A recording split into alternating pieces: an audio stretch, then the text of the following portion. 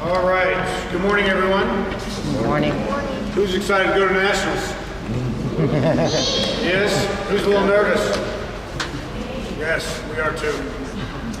So I will tell you, welcome. We appreciate you attending our first practice. First of three. I will tell you the first thing, parents and students. We are all in this together. This is all of our first time.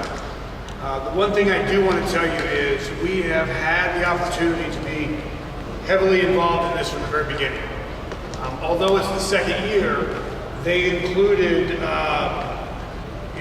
Craig and I at the very beginning of this, so we could have some input. And we had, I would say, a lot of involvement and a lot of input in trying to coordinate, and I don't want to say change, but manage the expectations and change some of the, maybe the rules of the events and how we moved ahead. Some of it because some of it just didn't make sense to us. Some of it was not just because this is the way we do it, but a lot of it was different from what we're doing. So there was a compromise, to be quite honest, because we couldn't go in.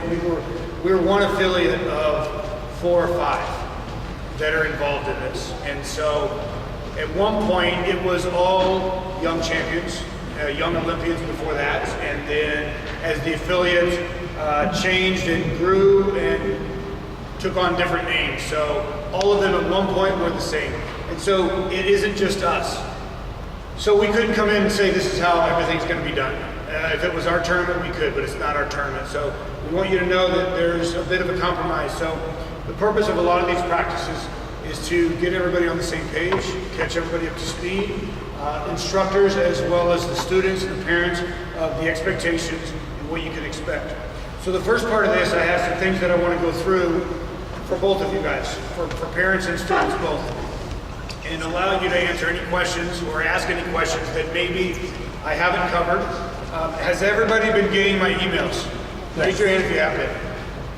Good, because if you signed up on the list in the beginning, you should have been getting them, and I've sent out several very long and detailed. I apologize for the length, but I hope you're reading them, because my goal, just so you know, I'm not spoon feeding you the entire time. And if you're not reading the website that I've encouraged you to go to and you're not educating yourself, you can only blame yourself. That's not my job. I'm trying to make it easy for you. I'm trying to coordinate as much as I can for you, but I do need you to do a lot of it yourself, and I'm also putting the same expectations on the instructors. They'll tell you also, I'm not here to hold their hand either. So when they go into their own practices, they have to know all of the same things that we have to know.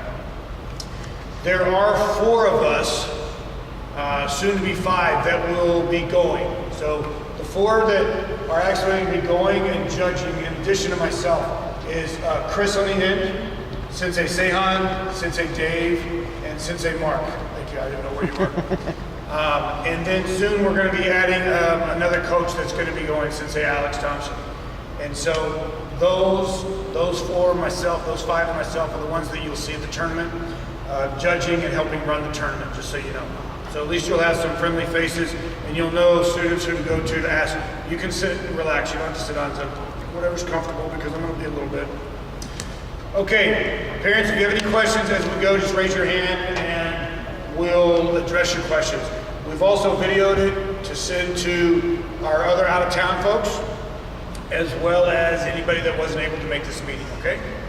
All right, so registration. You guys know that there's a deadline of June 7th, I believe. There is no ifs, ands, or buts about that. It's not us that's running it. They have a June 7th deadline because everything is done after that. They coordinate all the brackets, they get all the information, everything is done. If you don't get signed up, you are not going to compete, just so you know. So be sure that happens. And that deadline is 4 p.m. Eastern Standard Time. Okay, I don't know what that means, because I can barely tell time here. But whatever that means to you, be sure you don't miss their deadline. That would be 1500 our time. Get it done by what? June 6th. Okay, so be safe. June 6th. There is no online registration. Amidst of what you've heard, any rumors, there is none. You either have to call and do it, or you have to mail it in and do it. And when you do it, that includes your payment as well. Okay?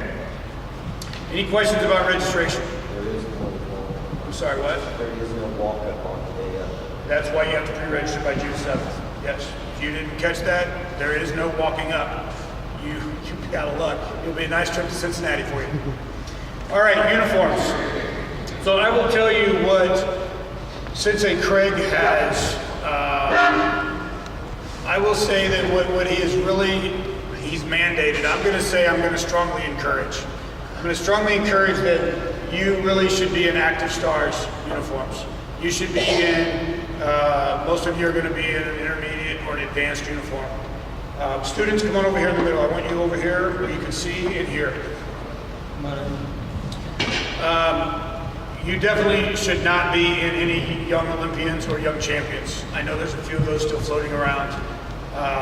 And we're really encouraging you to at least have the minimum 3 patches that we have, which are the American Eagle, the Midwest patch, and then the Activstars patch. When I say we strongly encourage, that's, you know, we're not going to keep you from going, but we do want you to represent the Midwest.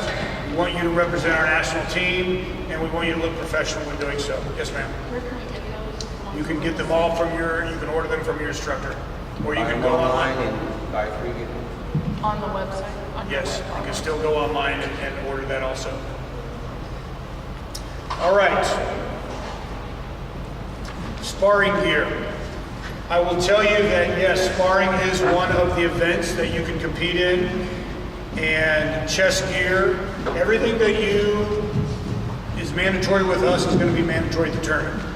For us, for Activstars, everything is the same for us. Now, if you read on the tournament rules, you probably read that you don't have to have a chest protector. You do with us. It's part of our rules, it's part of our insurance policies, it's part of something that you train with, and that's the same thing that we want you to require. We don't want you to go and compete with no chest gear. All right? Everything's the same. Whatever you do normally in class and at our tournaments is what you're going to do here. I will tell you that you will be fighting students without chest gear, and we don't want that to worry you. You will punch them and kick them the same. If they don't want to wear chest gear, that's their prerogative. We are going to train with the judges so they know the expectations on hitting too hard or extreme contact and things like that. Your training should all be the same, okay? You do need to have your equipment. You need to pack your equipment, bring your equipment. There will be equipment there for sale if you forget it, but you need to have it to repeat. Okay? So it may be options for other affiliates, and I think chest gear is the only one that was optional for other affiliates. You don't have to worry about it, it's not for you. Event setup. There are going to be some differences, parents and students. For those of you that need to have it in your head and you need to go in and know that it's different, it is a different setup than what you're typically used to with our tournaments. And we want you to understand that. Number one, it's a convention center setup. It is nothing like what we do. My understanding is it's a huge convention center, and in the convention center, each is set up with rings. I believe there's going to be 10 rings total. I don't know if they're set up with cones or if they're set up with that fancy, at the movie theater, the thing that you pull. I don't know if that or if it's cones, but I know that they're individual rings. Each of you are set up in a division. When you register, I gave you 2 options. Do you remember those 2 options, how you could register? You could either register by your current belt, or you could register by the belt you're going to get when if you can figure out where you were when you tested. Those were your only 2 options. The options were, well, I'm going to register, but I haven't gone to testing yet. Well, if you registered, let's just say for sake of argument, as a blue belt, and you know that you were testing at the end of the semester, you weren't sure whether you were going to get your purple belt or not, and you tested as a blue belt, or correction, you were a blue belt before, and you registered blue belt, you're competing as a blue belt. That's where they already have you. That's what I explained to you, and it's okay. That's part of, all of the affiliates know that it's just the way that it is. It's not a perfect system, but that's the way that it is. If you tested early and you were a purple belt, or you were pretty sure you knew you were going to go to purple belt, and you decided to register as a purple belt, then you're competing as a purple belt. And just understand that you're going to be a new purple belt competing with others that have been purple belt maybe for a while. And that's okay too. If you tested, you were a blue belt, you registered as a blue belt, you tested, you got purple, and now you're a purple belt, when you go to the tournament, you need to wear your blue belt. It'll be okay. Any questions about that? All right.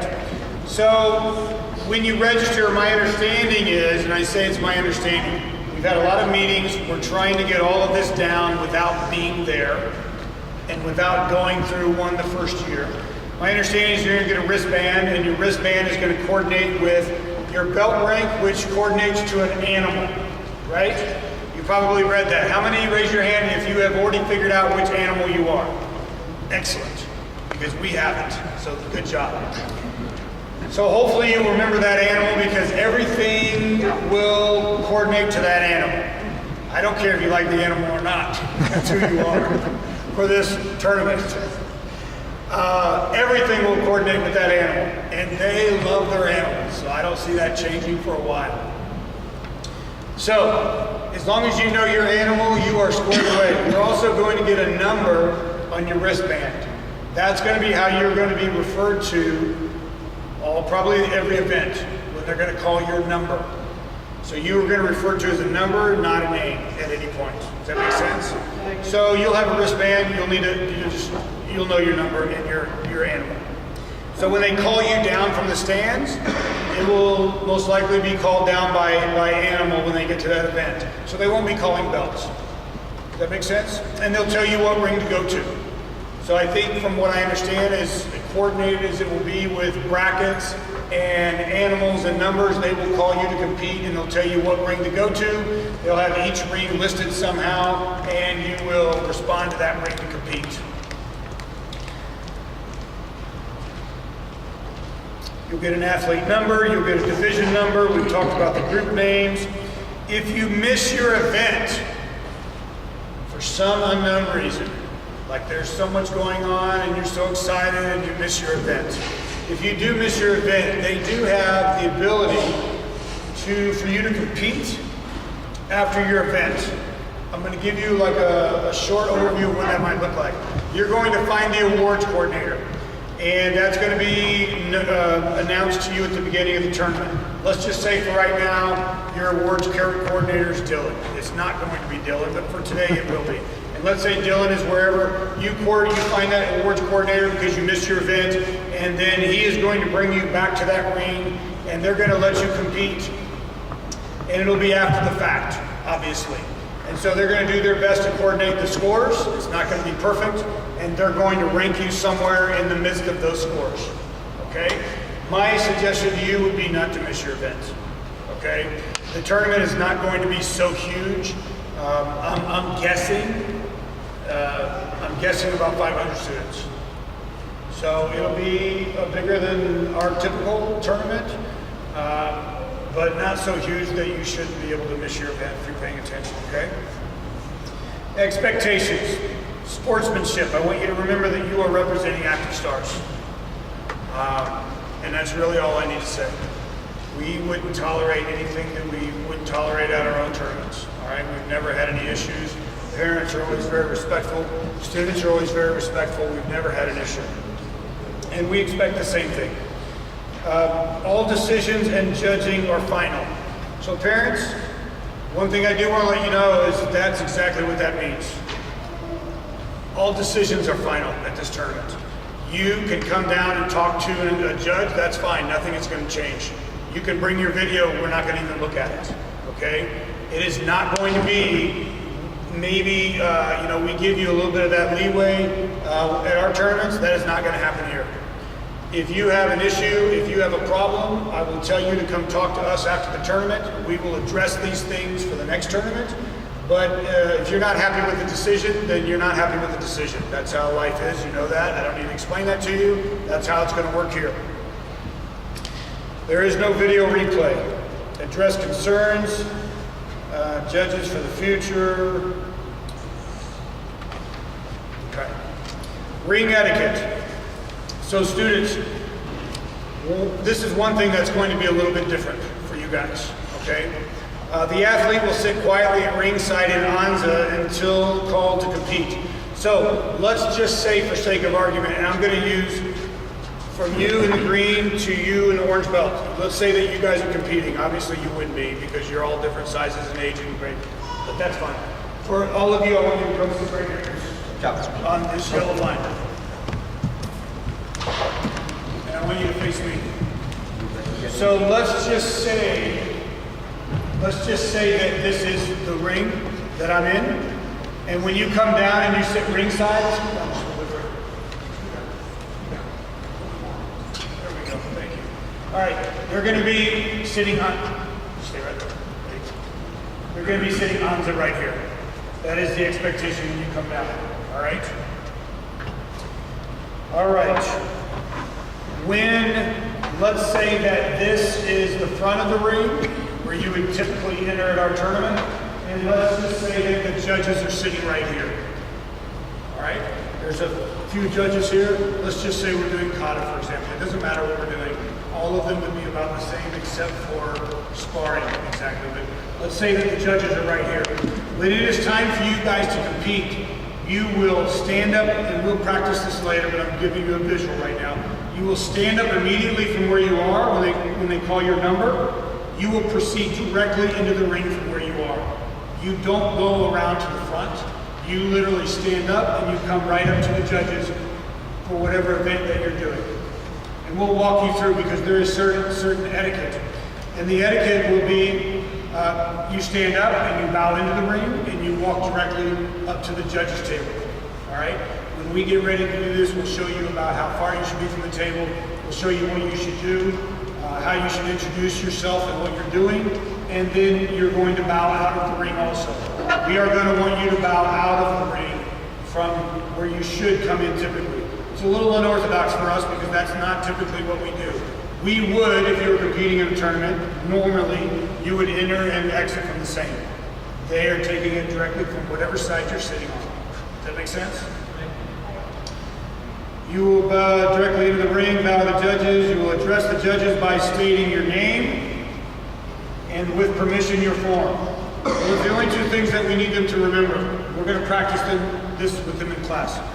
Their name and the form that they're doing. And with that, with asking, with calling the name of the form, it's with their permission. So it would be something like, judges, my name is Sensei Colby. I'll be performing short set number 1 with your permission. Or with your permission, I'll be performing short set number 1. And they'll bow, and then you go back, you'll bow to them, and go back up and do the. Make sense? Okay, you guys can go back and sit over there. Thank you. Okay, so events. Just to make sure that we're on the same page. Kata. We want you students to perform most likely the highest kata within your rank. That would be important. You may restart one time without penalty. So one time you could restart. Let's say you completely mess your kata up. You may restart one time without a penalty. Judging is the same as our events. So you're going to be judged on a scale, and all of the things that you're going to be judged on are things that that we typically would judge on, and we'll go over that. And we'll have some practice sessions with you today, as well as the next 2 Saturdays. What you can work on, what you can improve on, things like that. And you'll have other judges working with you, so it's just not the same judges, or your same instructor, I should say. Okay? If there happens to be a tie, I can't see that there would be a tie, but maybe there would be. Because you're going to have about 10 to 12 tops in each ring, which is typically what we have. So we're okay with that as well. So if there is a tie for some reason, then you will perform your kata again, head to head with the other person to break the tie. Does that make sense? All right. So you're going to be judged obviously on your etiquette, which is your presentation to the judges. We're going to talk to you about your technique. We want you to keep your focus, your spirit, your intensity, your stances, all of those things. So kata is one event, weapons kata is the next event. Weapons kata is going to be judged and is done exactly like your regular event. They do allow dual metal edged weapons. We'll talk to you about anything that you want to do as far as weapons, and most likely it's something that we've already done and we've practiced, and you're not going to just show up with something we've never done anyway, so we'll be okay with that. Mushin. Mushin is 3 impromptu self-defense attacks. So the way that this is done is, and I think most of it was explained online, but I'll provide maybe a few more details. There are 6 self-defense moves that are going to be attacks, I should say self-defense attacks. Single hand grab, may I borrow you, Dylan? Thank you. May I borrow you, thank you. So single hand here, cross grip here, double one arm, which is here, lapel grab here, bear hug pin from behind, side headlock. All right, those are your 6. Make sense? So when we get into these 6 techniques, parents, we are going to offer you some techniques if you need help. We are not here to completely transform what you've already done with your own teacher, okay? We're not here to take over and say you have to do these. We're not trying to do that. We will offer you some if you don't have any. We will offer you coaching points to say, listen, that's not enough. We are going to compare this a lot, for those of you that can understand this analogy, to brown belt testing, to brown or black. So there's going to be some kind of distraction. There's going to be some kind of counter. There's going to be move in the, attack in the middle, and then there's going to be some kind of finish. The higher you are, the more expectation there is. So we expect more from those in the mid-range to higher range than we do from maybe green belts and blue belts. Does that make sense? So you may have some already in your head or that you do in class and that you have down pretty good, and that's okay, you can use those. We may offer you some coaching points, and you may say, you know what, I need some moves. I need some moves that are gonna look really good, and we'll help you with those as well, okay? And for the most part, it'll be some that we're all about the same. We're not gonna give you 10 different moves. We'll give you 1 or 2. So it's not confusing. Does that make sense? All right. Any questions on Mushin? The way that it's done is with poker chips. It's a random draw, parents. I won't tell you what was originally how they wanted to do it, but we agreed it needs to be randomly done. So no student has any advantage over another. So when it's time for you to come up, there will be 2 judges, and there will be 1 judge that is attacking. And literally they will draw from a bag or something where they'll have, and on the poker chips it's written the attack, and they know which 2 attacks. And then they're going to do 1, and then they're going to reset, and then they're going to attack again. Does that make sense? So it can be totally random what you get. You may get what somebody else gets, but somebody else may get what you may think is easier than them, but it's all random. Okay? Any questions from parents about that? All right, board breaking. So for some of you, this may be really exciting. For some of you, it may be really, you may be a little nervous about it. We are going to help prepare you for that. And we're going to start today. It's going to be the first one that we're going to do today. And we're going to spend as much time as we need, and we're going to do it every class. We are even going to provide boards for you to break so you can get used to it. I will tell you before I forget, if you think you want more boards to practice and more boards to break, you're going to need to buy them. We've agreed that we're going to provide some boards to break and practice. But at $3 a piece, we're not going to be breaking all day. We've bought $1,000 worth of boards for students to practice with. But if you want more, because you're only going to break, we have a whole system set up to practice, and we do have some breakables also. Meaning we break them and you can put them back together. But we also have the real boards as well. And we bought the boards from the same company that you're going to see at the tournaments. All right, so it is a little bit specific. Can you go to the lumberyard and can you buy your own and cut them? Sure you can. But I will tell you this is exactly the size, the number 1 pine, and the thickness. So you can see that these 2 are not the same thickness, right? All right, it's because if you are 11 and younger, you're going to be doing the half-inch board. All right, the smaller one. This is not the same board as we've done in tournaments either. It is not. Hear me when I tell you. That's why we're practicing. Because the one in tournaments we use is even smaller than this. Okay? If you are 12 and older, it's the bigger board. It's the 3/4 inch board. Okay? So the one board break. If you are a tiger, scorpion, or a wolverine, you get one board to break. If you are any of the other ones that I didn't call, you are doing a two-board continuous break. Two-board continuous break. And what that means is you're going to break one board, and then you're going to break another board. And I'll tell you about that in just a second. So with the one board break, you can change the technique. So maybe if you didn't break it on your first attempt, because you get how many attempts? You get 3 attempts.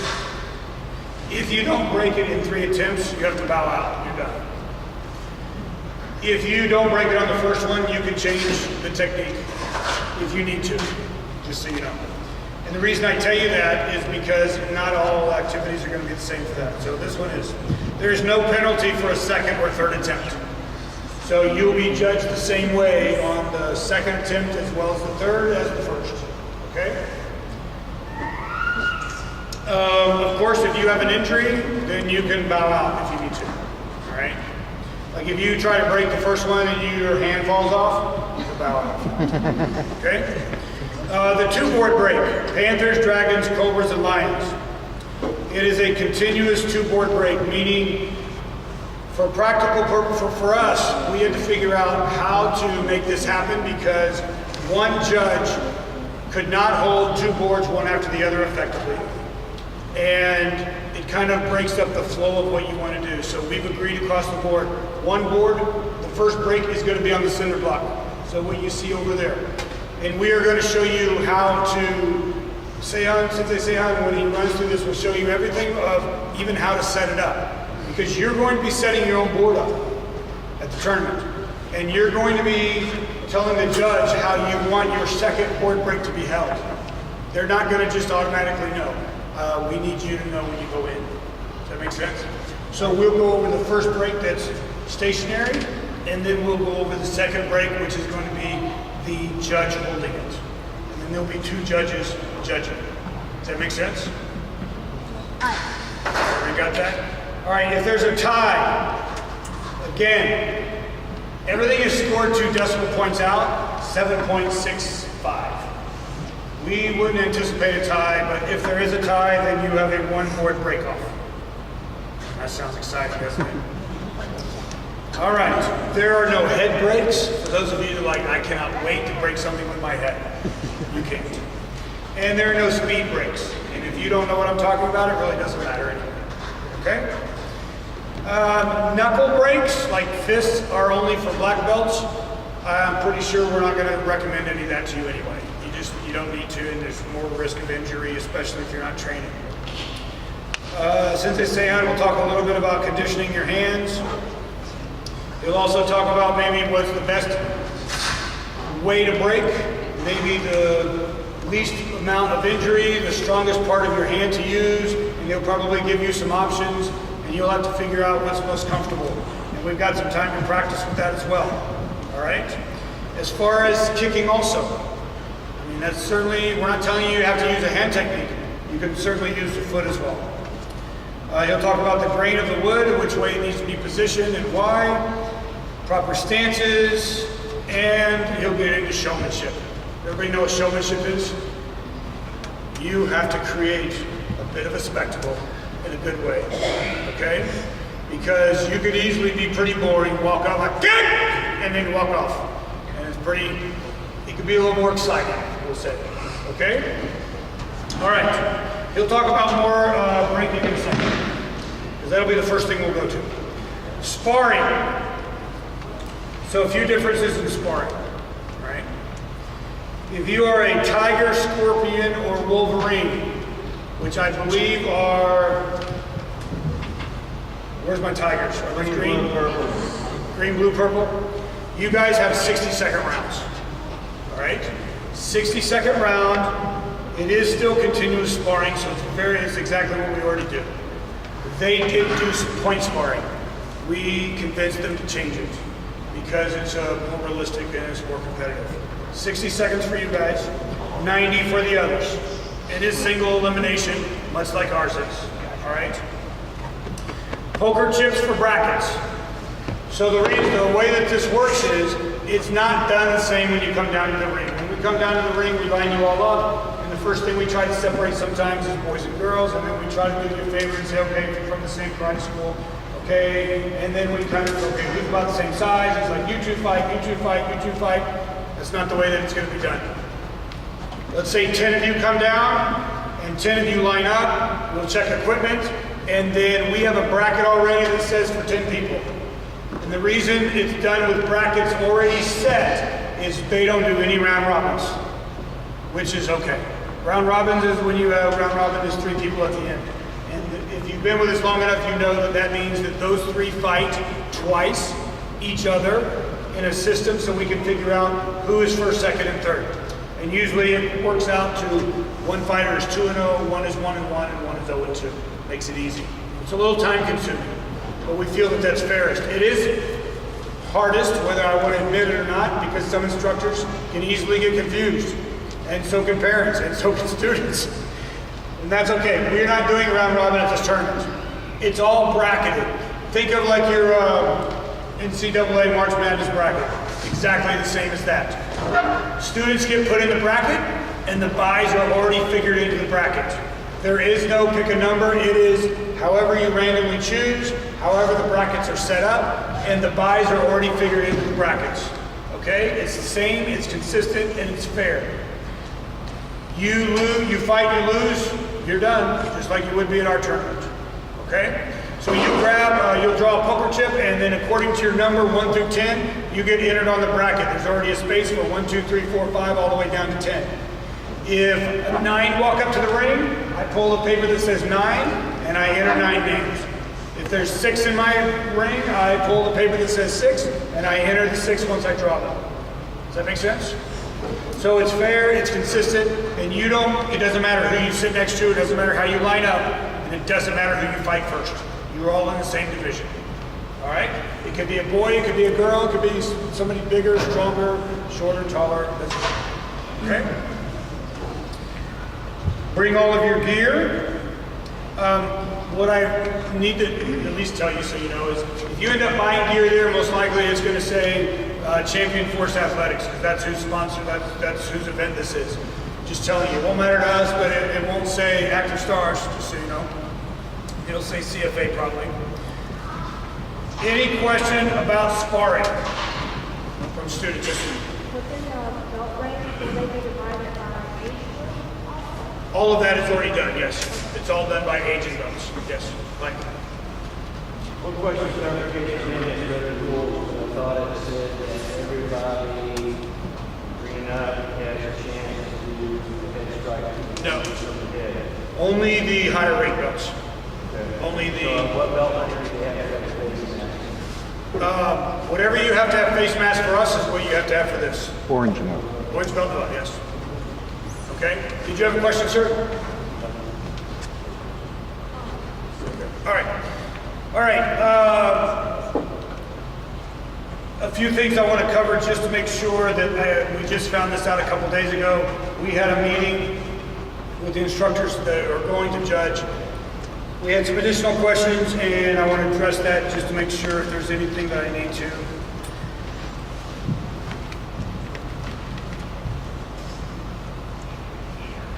General number of students that are going to be competing in each ring is typically it's 8 to 10, never over 12, so it's pretty consistent with what we do. It is at an event center. Will chairs be available? Yes, they will. Are you allowed to stand around the ring? Yes, you are. You're going to be pretty excited about that because we never let you come down on the floor. So apparently you will be able to come down on the floor. This is kind of weird for us, just so you know, but it's good for you. You will be able to stand down on the floor. It's apparently like around the rings, just so you know. Are you able to sit on the floor somewhere? No. There are chairs available, but there are no stands, just so you know, like bleachers, okay? All right. Can you bring food and drink? You're not supposed to, but in the past, no one has checked for food. I'm a parent. I know what that's like. I always bring coolers. Is there a concession stand? Yes, there is. All of this will go out with the confirmation email. When will you get your confirmation email? After registration. After registration closes, that's right. Where do students keep their bags and equipment? With their parents. Most use the quote break area. The area with all of the chairs is what they're calling the break area. We've never had an issue with items coming up missing, but regardless, we are not responsible. I think you would know that, okay? So the bags are going to be kept with you or wherever the seating is. You're not going to be down on the floor anywhere. And I will tell you, don't leave anything of value in your karate bags, okay? Okay.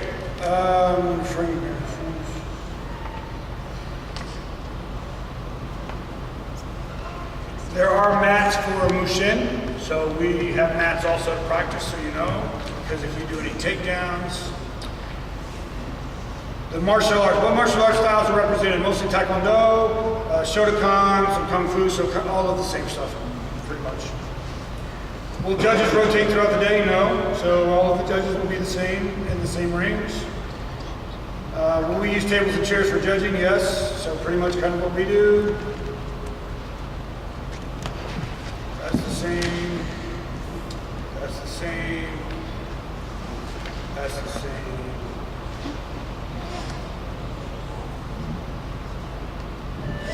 Okay, so this is one change.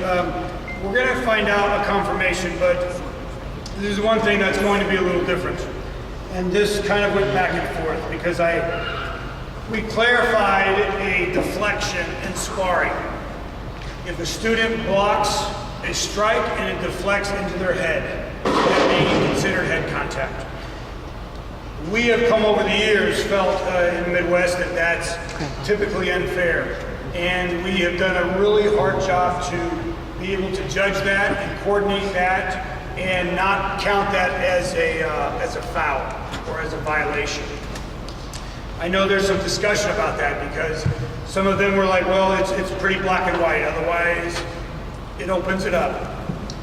I think the challenge in this, just so you know, is going to be that the judges that are comprised in this are not all of us. So there's 4 from the Midwest, there's 7 from Activstars, 6 in Arizona, 1 in Texas.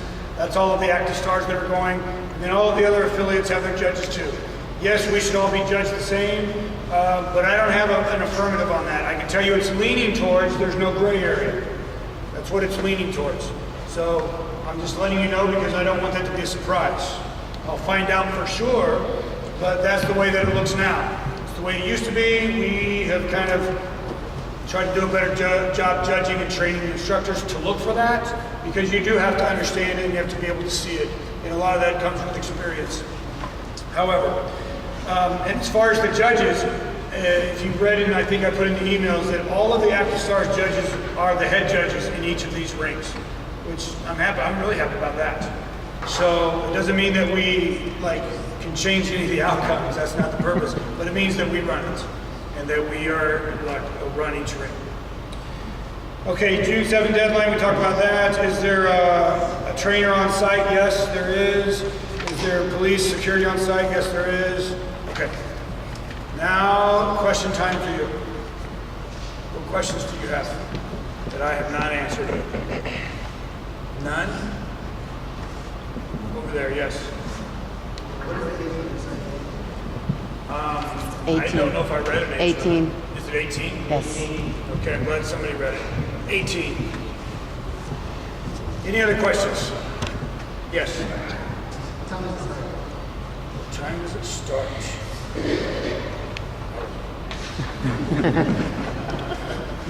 I have a few weeks to figure that out. Has that even come out yet? No. No. All right. Any other questions? Yes.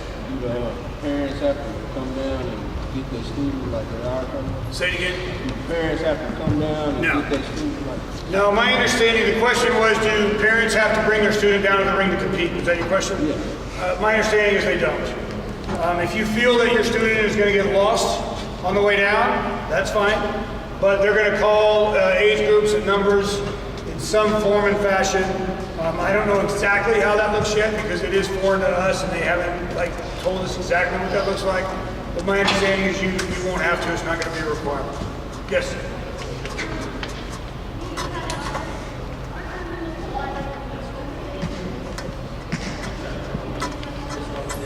Say it again.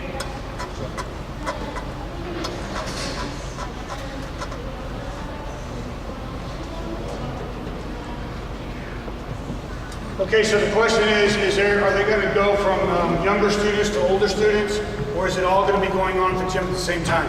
I will find out. I don't know. I know that it's going to be by event, but I don't know if it's going to go youngest to oldest, or if they're just calling categories and how many they have. That's a question that I will find out.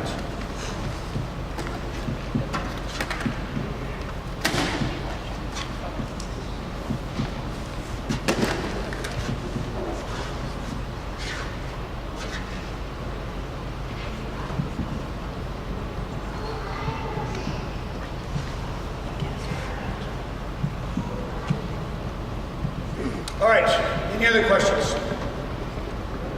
Yes, sir.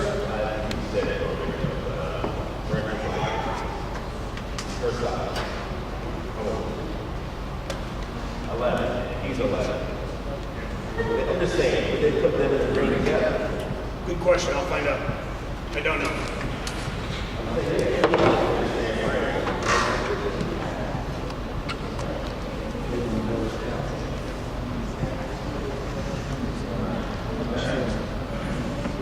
Now, I will find out, but one of the advantages, just so you know, is they're not going to be competing in any of the power events together because all the events that we're eligible for don't have to do with power, but I will find out regardless. Yes, ma'am. So before our tournaments, you sign up for whatever events you want to Yes. compete in. If my son doesn't want to compete in all of the events, is he automatically signed up and has to let someone know he's not doing, for example, weapons kata?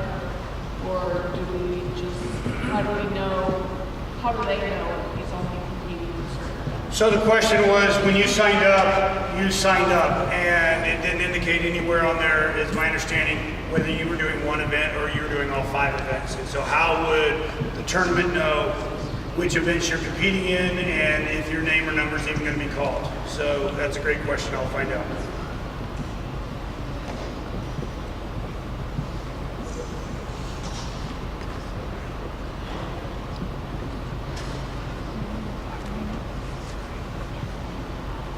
Anything else?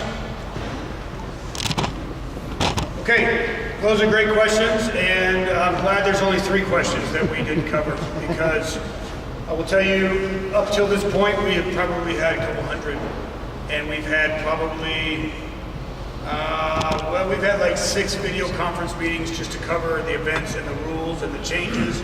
We've had a few more meetings after that, trying to make this happen. Ultimately, there was question whether we wanted to wait another year. We opted because we wanted to get into this in year 2 instead of waiting for year 3 and asking all of them to make more changes year 3 when they were getting used to what they were already doing. So that's kind of how that happened. Yes, sir.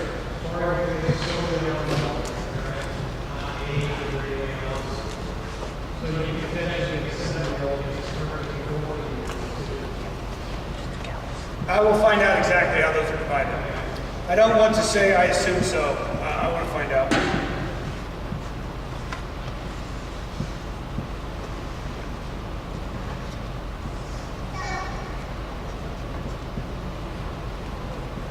The question was, how is sparring divided? By belt, by age, by size, so we could have some consistency. So I will ask and find out. Is there any areas in the division? David, here. Any other questions? Okay, so here's what we would ask you to do. When we get ready to start, students, we will bow in, and then we will ask parents, you're certainly welcome to stay and hang out. We would ask you to kindly stay somewhere out of the way. I'm not saying you have to stay on these stands, but we're going to be a little bit everywhere. And we want to, this is for you as well, because you're going to maybe want to work with your kids before they go. It's also for instructors. Where are the bathrooms here? Out in the hallway? Okay. Hallway out to the left, okay? We are going to practice the next 2 Saturdays, just so you know. We will start at 10 o'clock. I will have only maybe a few minutes of things to say to you. If anything, it'll probably be these answers. But we're not going to spend a lot of time talking. There won't be a lot of talk time. We'll be spending more time practicing, okay? Anything from students or parents before we start? Yes?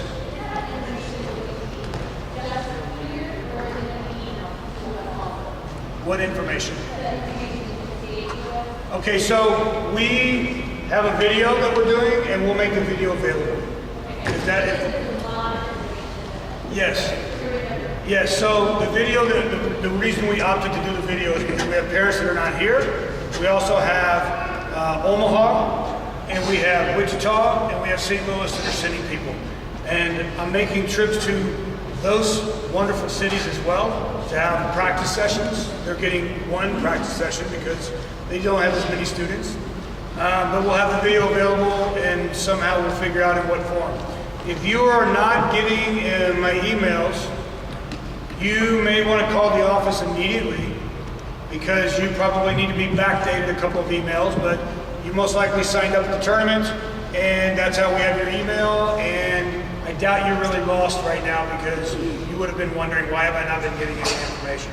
So, anything else? Yes, ma'am. We can take a look just like they're doing the practice.